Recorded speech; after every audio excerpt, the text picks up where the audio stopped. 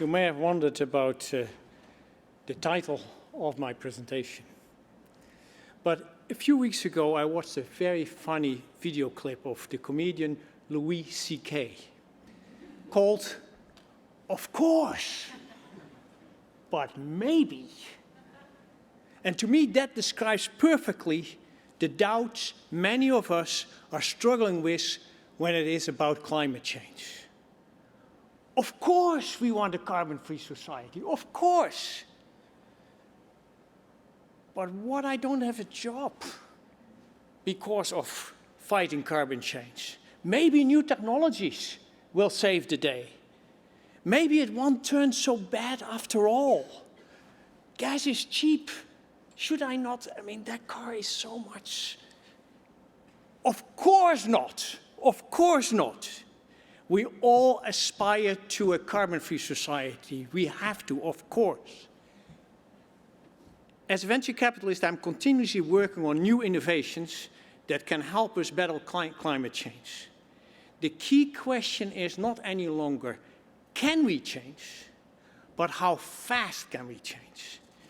Time is becoming of the essence. Cristina Figueres, the main negotiator for the UN in Paris, said 2 weeks ago that we should be very concerned if by 2020 we haven't peaked in our demand for fossil fuels. And earlier this year, the World Economic Forum declared the climate crisis the #1 risk to the economy. We have to change. Of course, there cannot be a maybe. The clock is ticking. But as Al Gore said during the TED Talks here 2 weeks ago, the maximum, what is politically feasible, still falls far short from solving the crisis. We have to expand the limits of what is feasible. In that context, it was great that at COP21, Bill Gates launched his Breakthrough Energy Coalition, aiming to double the public funds for energy research over the next 5 years to a total of 20 billion. That is necessary because, let me share with you a funny tweet from Michael Liebrecht of Bloomberg New Energy Finance. He said, it would take the UK an extra 3 terawatt of power to switch all 35 million cars and all 16 million British households for their heating totally to 100% electricity. And that is what they would need to meet their COP21 targets. I mean, now think of that. That's the equivalent of building hundreds of thousands of new windmills. That's virtually impossible. We need new breakthrough innovations. Fusion, wave power, something totally new. If we focus too much on incrementalism, we will pay dearly later in the next few decades. In the meantime, however, we absolutely have to accelerate working with the innovations we have today, scaling them up, building out the infrastructure. It's of course very encouraging that more and more countries are stepping up to the plate. I'm very pleased with the actions of the new Canadian government, and I'm of course also very pleased what the British Columbia government announced a few weeks ago in their BC Tech strategy. But the bulk of the financing will need to come from the private sector. And it is not a small piece. The International Energy Agency forecasts that the cost to switch to 100% renewables by 2050 will be 44 trillion. A scary big number. Much more than the current pledges to COP21. In addition, the insurance industry is increasingly getting very worried about the cost of climate change-related damages. Like, to put it in perspective, only the city of Miami is facing 3.5 trillion in water damages. 3.5 trillion just in the city of Miami. A daunting threat, or maybe a great opportunity, a very exciting opportunity to create sustainable growth. Maybe what we are talking about here about climate change is actually an enormous economic change that we need to go through. Think of how much we think can be earned with building dikes, electric vehicles, related infrastructure to prevent most of the impacts of climate change. Financial, attractive, sustainable investment opportunities are popping up in virtually every industry. And so it's no wonder that, according to McKinsey, sustainability will be the biggest, by far the biggest investment opportunity of our lifetime. But the current investment levels are still very low.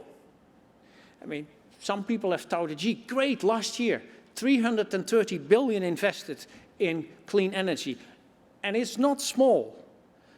But how do we get the financial community to fully grab the 44 trillion investment opportunity?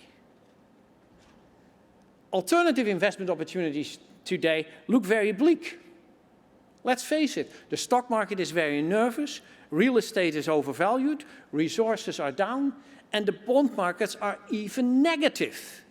Net results, we have lots and lots of cash sitting on the sideline. At the same time, there are actually many still modestly priced opportunities in renewable solutions. Yet, many financial institutions are totally obsessed with risk management and the clean tech bust of the past decade. They lament that the poster child of the growing pains in the clean tech industry, Solyndra, lost 1.5 billion. And that's a reasonable big number.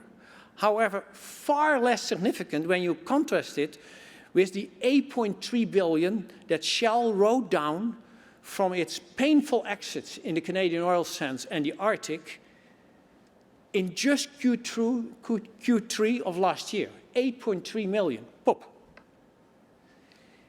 In the era of massive change and innovation that the world is experiencing today, measured risk-taking needs to be at the forefront of financial institutions in order to benefit from the enormous sustainable revolution that is happening. So one action we should all work on is to put pressure on our banks and pension funds to become more engaged. We need their financial support. But this brings me to perhaps the biggest impediment in winning the war on climate change, and that is us, the people, with all our doubts and procrastination. Do we really have the will to change? Maybe we're all too comfortable or perhaps scared about what change will bring. And there will be many pushbacks and hiding behind old regulations. But why not focus on the positives of change? It creates optimism, wealth, a new future, sunny days. Change is good. Think of it in terms of baseball. You cannot steal second base without letting go of first base. You have to get rid of the past. Change will be very crucial for us to get our fair share of the industries, jobs, and wealth of the future. Just Google China Manufacturing 2025, and you will know that the Chinese see climate change as a massive opportunity to create jobs and own new industries of the future. And if they achieve only 30% of their plan, they will have world dominance in many industries of 2020, 2030, and so on. We in Canada need to accelerate our climate actions for jobs at home. By 2025, Canada should be a seller of clean technologies, not a buyer from somewhere else. And for that, we need leaders who understand renewables are the future and who can instill a culture under which their staff knows that if they try something new and it goes wrong, they won't be fired, that it is good to try something innovative.